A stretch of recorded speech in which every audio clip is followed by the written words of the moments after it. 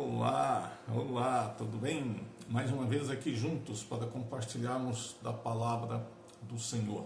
Eu queria te pedir a gentileza de me seguir no YouTube, de se inscrever no YouTube, de me seguir no Instagram, nas minhas redes sociais, por favor. Me dê essa ajuda e compartilhe aquilo que eu tenho compartilhado aqui do coração de Deus, meu coração e ao seu coração. Uma das coisas que tem me preocupado, e eu quero comentar um pouquinho, é que se encontra na carta de Paulo aos Efésios, capítulo 2.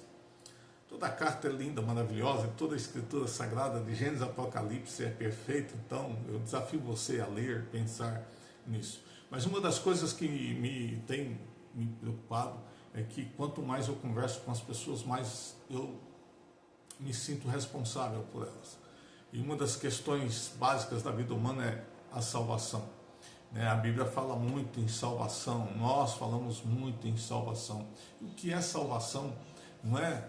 Ser salvo de quê? Para quê? Como? Então, essas coisas todas são bem sérias para a nossa existência.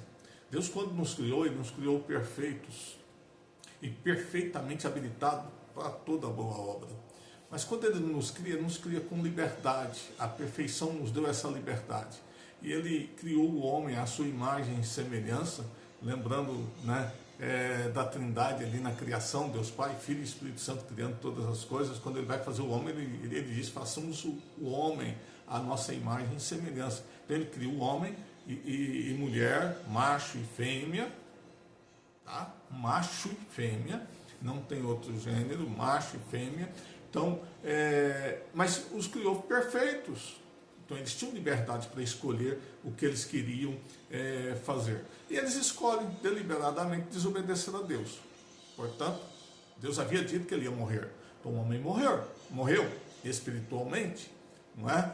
Deus não é homem para mentir. O homem foi afastado da presença de Deus. Então aqui está a grande verdade do ser humano, meus amados. O homem foi afastado da presença de Deus, portanto está condenado à morte e morte eterna. Então Jesus vem para quê? Jesus vem para quê? A história de Jesus começa lá mesmo na queda, quando um animal inocente morre para salvar Adão e Eva.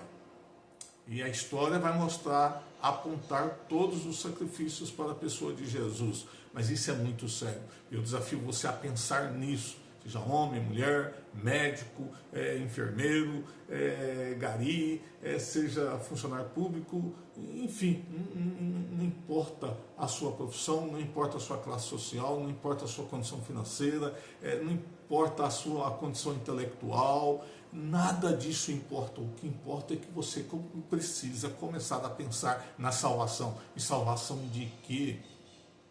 A Bíblia diz que há dois caminhos após a morte, inferno e céu. Ou você crê na Bíblia, ou você vai crer em qualquer coisa. Tá bom? Então essa é a grande verdade do Evangelho.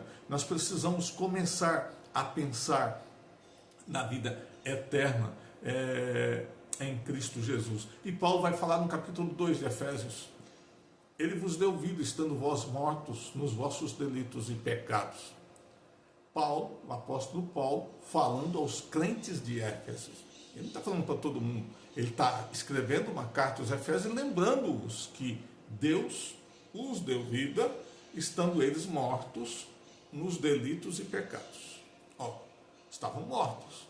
Quem deu vida? Deus. Deus deu vida a mim. Eu estava morto em meus delitos e pecados. E Deus me deu vida. Deus me trouxe conversão. Deus me trouxe salvação. Pela fé, pela graça. E ele vai dizer no versículo 10, vós sois salvos pela graça, mediante a fé. Isso não vem de vós, é dom de Deus. A fé que eu tenho para crer em Deus é de Deus. Eu preciso orar, preciso pedir, eu preciso acreditar na palavra de Deus para que eu possa ser salvo. Esse é o grande desafio das nossas vidas. E eu disse aqui na última reflexão sobre Maria, quando ela creu no Messias, na vinda do Messias, e se dispõe a engravidar pelo Espírito Santo para que ela pudesse ser a receptora do Salvador, o Cordeiro de Deus que tira o pecado do mundo. Por que ela aceitou? Porque ela esperava a vinda do Messias. E as Escrituras diziam que uma virgem daria à luz a um filho. Então ela aceita. Mas no cântico dela, Maria expressa a alegria dela no Deus Salvador. Salvador por quê? Porque ela estava condenada ao inferno, como eu, como você. Que a palavra de Deus parte do princípio que não existe nenhum justo sequer, nenhum que faça o bem. Ou seja, e Paulo vai falar em Romanos, todos pecaram e carecem da graça, da glória do Senhor Jesus, do nosso Deus. Então a salvação é Cristo, a salvação é crer no Evangelho, na palavra de Deus. Eu sou pastor da Igreja Presbiteriana do Brasil. Eu não estou aqui fazendo proselitismo religioso ou denominacional. Eu estou aqui desafiando vocês, sempre vou fazer isso. Dificilmente eu vou falar na minha igreja. Eu não estou aqui para isso. Eu estou aqui para pregar o Evangelho. Eu fui vocacionado para pregar a salvação em Cristo Jesus. Eu desafio você, nesta semana, comece a pensar nisso. A salvação é pela graça mediante a fé. Você precisa crer no Cristo. Você precisa crer nesse Deus que se faz homem,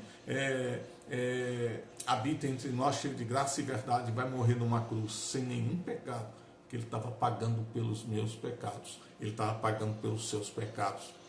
Levante os olhos para Cristo, abra sua mente para o Evangelho, para a palavra de Deus, e seja salvo do inferno, de uma eternidade sem Deus e sem Cristo. Que Deus te abençoe, que Deus te guarde, te dê uma semana abençoadíssima, uma semana feliz, uma semana reflexiva. Comece a pensar na eternidade.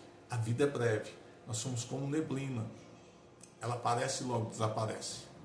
Portanto, é hoje, comece a pensar na graça de Deus e no sacrifício do Cordeiro pelos nossos pecados.